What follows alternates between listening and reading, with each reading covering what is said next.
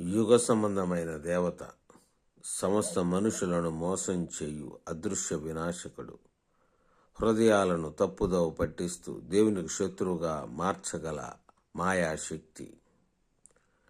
ఈ అదృశ్య వినాశకుడిని గ్రహించాలి. తెలుసుకోకపోతే భక్తిహీనులుగా మార్చబడతాం, దేవునికే వెన్నుపోటుదారులుగా మార్చబడతాం, నాశన పుత్రులుగా మార్చబడతాం. కాబట్టి యుగ సంబంధమైన దేవత తంత్రము అనగా కుయుక్తి, దాని మాయాశక్తి, మాయా స్వరూపమై అనేక రకాల ఆలోచనల వైపు మళ్లించే దుష్ట ఆలోచనలు, వీటన్నిటిని గ్రహించాలి.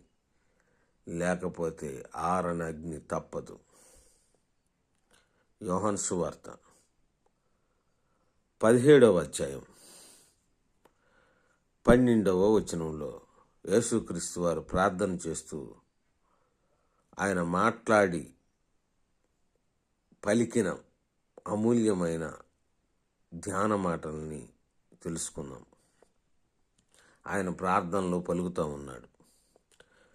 యోహాను సువార్త 17వ అధ్యాయం 12వ వచనం, నేను వారి యొద్ద ఉండగా నీవు నాకు అనుగ్రహించిన వారిని నీ నామమందు కాపాడితిని, నేను వారిని భద్రపరిచితిని గనుక లేఖనం నెరవేరినట్లు నాశనపుత్రుడు తప్ప వారిలో మరి ఎవడను నశింపలేదు.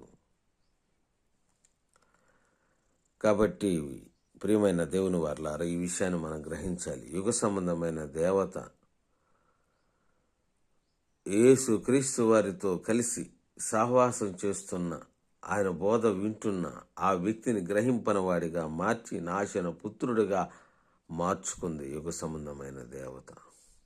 అందుకే యేసుక్రీస్తు వారు అనేక సందర్భాలలో శాస్త్రులను పరిశీలన ఉద్దేశించి, ఆది నుండి వీడు అబద్ధికుడై నరహంతకుడై ఉన్నాడు, వాడే మీకు తండ్రి అని అంటూ ఉంటాడు యేసుక్రీస్తు వారు.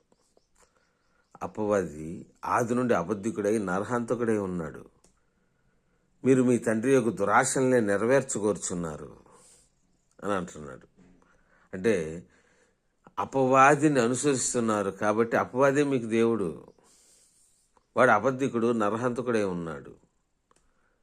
కాబట్టి వాడిని అనుసరిస్తున్నప్పుడు దైవాన్ని విడిచి, సత్యాన్ని విడిచి, అబద్ధాన్ని, మోసం చేయు మాయ శక్తిని అనుసరిస్తూ ఉన్నప్పుడు వాడికి పుట్టినవాడే అవుతారు మీరు. కాబట్టి అపవాది మీ తండ్రి అని శాస్త్రులను పరిశీలన ఉద్దేశించి అలా పలికాడో, అలానే ఇక్కడ కూడా తన శిష్యుల్లో ఒకటిని ఏమంటున్నాడంటే చూడండి, నాశనపుత్రుడు తప్ప వారిలో మరి ఎవడును నశింపలేదు. యుగ సంబంధమైన దేవత ఆవరించింది కాబట్టి వాడి శిష్యుడిగా మార్చబడ్డాడు, వాడి ఆలోచన వైపు మళ్లించబడ్డాడు. యేసును అనుసరిస్తున్న ఒక శిష్యుడు ఇస్కరియోతు యూదా, అతని గురించి ఏమన్నాడు? నాశనపుత్రుడు తప్ప, లేఖనము నెరవేరునట్లు నాశనపుత్రుడు తప్ప వారిలో మరి ఎవడును నశింపలేదు. కాబట్టి లేఖనం నెరవేరాలి. ఏది? యేసు క్రీస్తు వారి ద్వారా జీవం రావాలనే లేఖనం. ఆయన మనుషులందరి పాపాలు భరించాలి, వీళ్ళందరి కొరకు గాయపరచబడాలి, పాపంతో ఉన్న వారందరికీ జీవాన్ని అనుగ్రహించాలి, తన యందు విశ్వాసం ఉంచిన వారందరికీ శాశ్వతమైన మహాలోకాన్ని ఇవ్వాలి.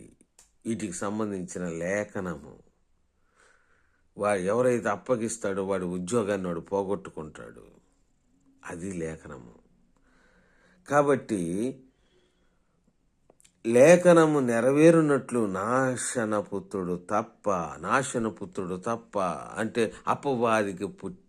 అపవాదికి పుట్టినవాడుగా మార్చబడ్డాడు. అందుకు నాశనపుత్రుడు అన్నాడు. కాబట్టి నాశన స్వభావం మనలో ఉండకూడదు.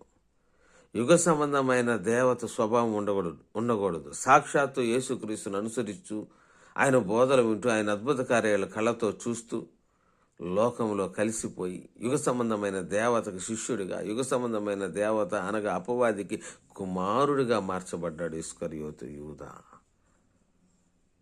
క్రీస్తుని అనుసరిస్తున్న వ్యక్తి, క్రీస్తులో కడగబడిన వ్యక్తి. అందుకే యేసుక్రీస్తు వారు అంతం వరకు సహించిన వాడు రక్షించబడును అన్నాడు. కాబట్టి మనం ఏ క్షణమైనా అపవాది మనల్ని దొంగిలిస్తాడు. క్రీస్తు చేతిలో ఉన్న మనల్ని మనమే క్రీస్తు చేతిలో నుంచి జారిపోయేటట్టు చేస్తాడు. మనమే ఆయన చేతిలో నుంచి జారిపోయేటట్టు చేస్తాడు.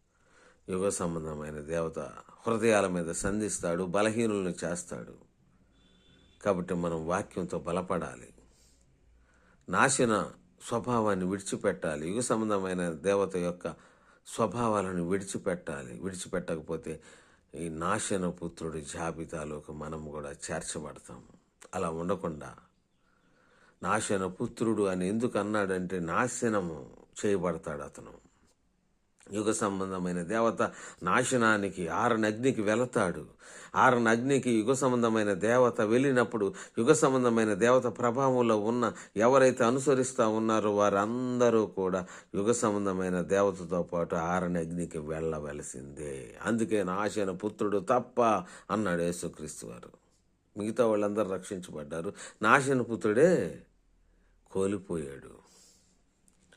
మనలో ఎవరైనా నాశన పుత్రుడు ఎలా అయితే ప్రవర్తించాడో క్రీస్తులో ఉంటూ అలాంటి స్వభావం మనలో ఉంటే విడిచిపెట్టాలని కోరుకుంటూ క్రీస్తుల స్థిరత్వాన్ని సాధించాలని తెలియచేస్తూ మనలో ఉన్న దుర్గుణాలను విడిచిపెడుతూ క్రీస్తు స్వరూపంగా మార్చబడాలని కోరుకుంటూ దేవుడి కొద్ది మాటలు దీవించునుగాక. ఆమెన్.